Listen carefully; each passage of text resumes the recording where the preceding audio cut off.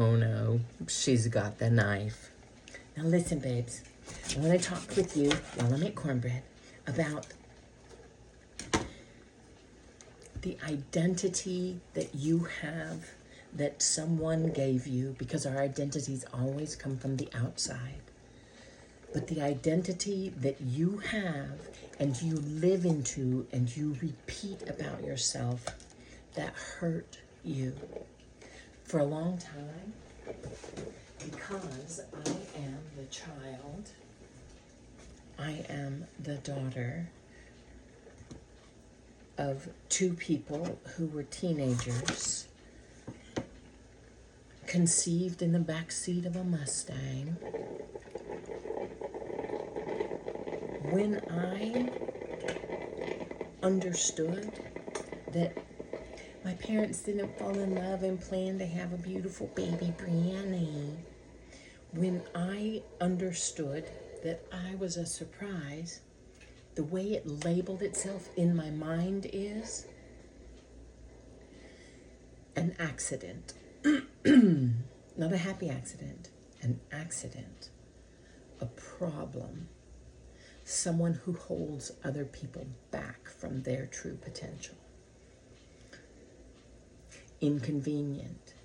And so, since those that like unwanted, since those things were something that my young brain decided about me because of the circumstances that came from others and words that they said that I made mean those things.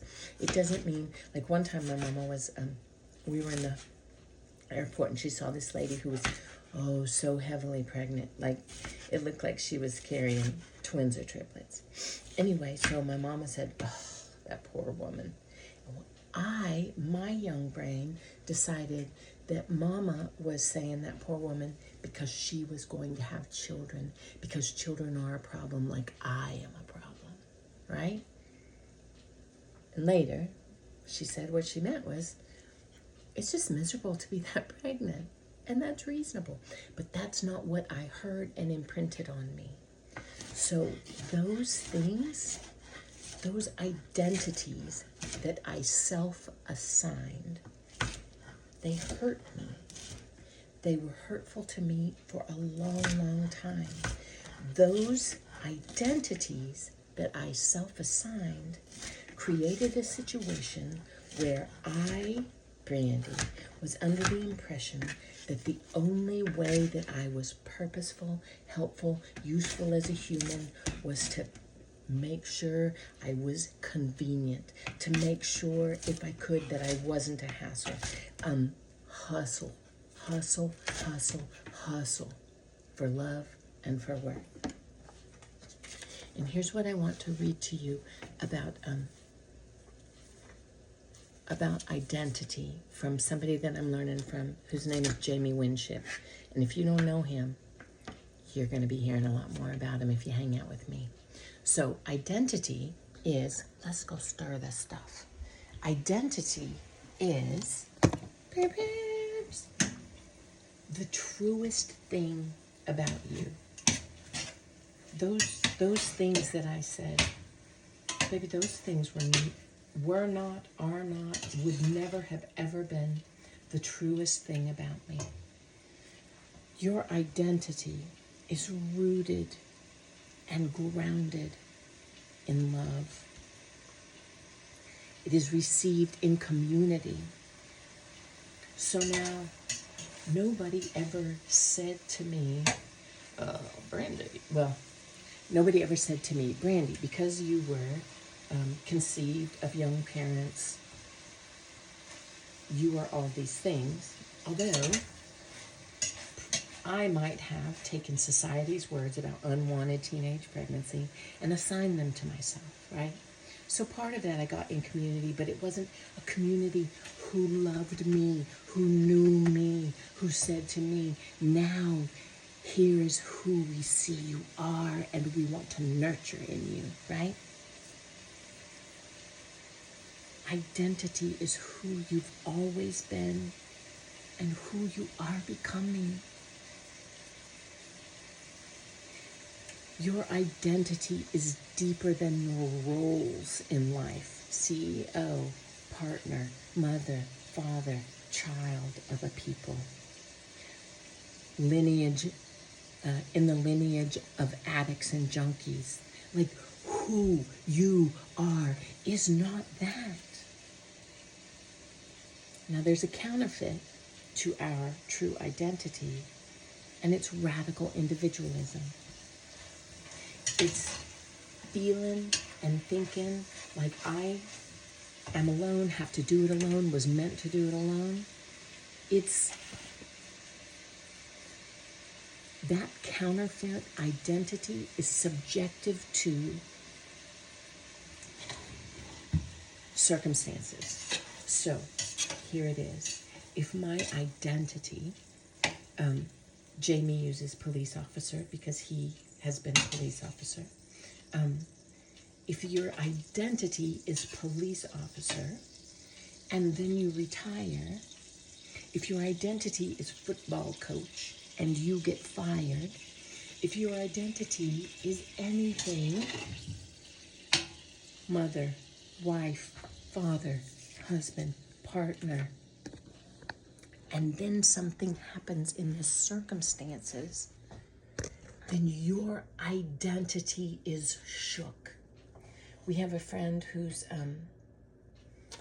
father was a traveling salesman, and who, after he died, they ended up finding out that he had a whole different family. When I was growing up, my first stepfather, we moved a lot. And every time we moved, we played a game called Your Last Name Is. It wasn't okay for me to talk to people about things in our lives, in our private lives. So, like, part of my identity is always need to be on the lookout, never safe. Can't be true and real with anybody. I don't even know my real last name because my real last name keeps changing.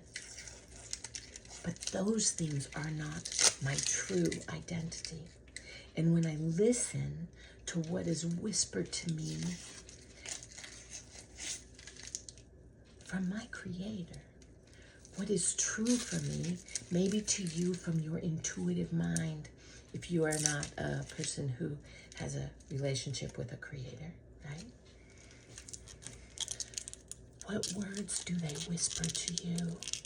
Are you an untire of knots? Are you someone who is a lover of the accused? Are you someone who is a way shower? Are you someone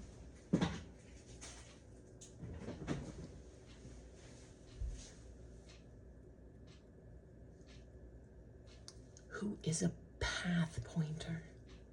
Are you, like, if the whispers to you about your identity are condemning, that's not you. That's not it. That's not you. That's not it. And the thing about your identity, like, I'm a way shower. I show people other ways. I'm a permission giver.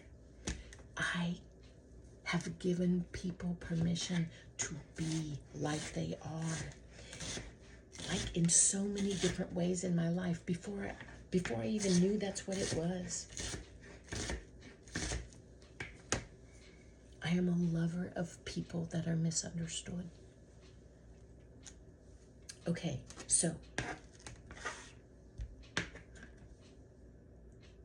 those things, they don't work in, I mean, they're useless in isolation. Your identity works in community, even if you don't like people. You don't like people because we've been self-protecting and self-promoting. Because it's what we were taught to do, baby. And we were taught, a lot of us have a hard time, a hard relationship with faith. And I'm not even talking about religion. I'm just talking about a faith, because the people who were people of faith, the Creator they presented to us was simply waiting for us to jack it up, because they knew that we were going to, and they barely tolerated us anyway.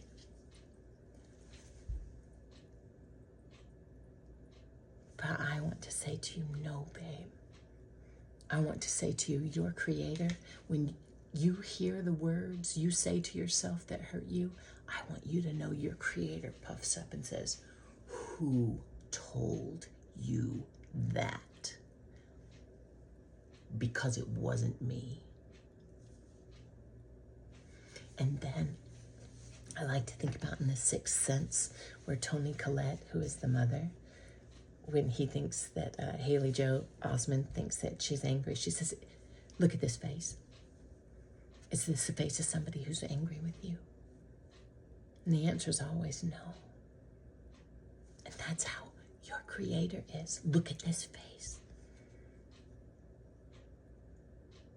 The faces that look to their Creator shine, because they can know who they are. They can see glimpses. Boo.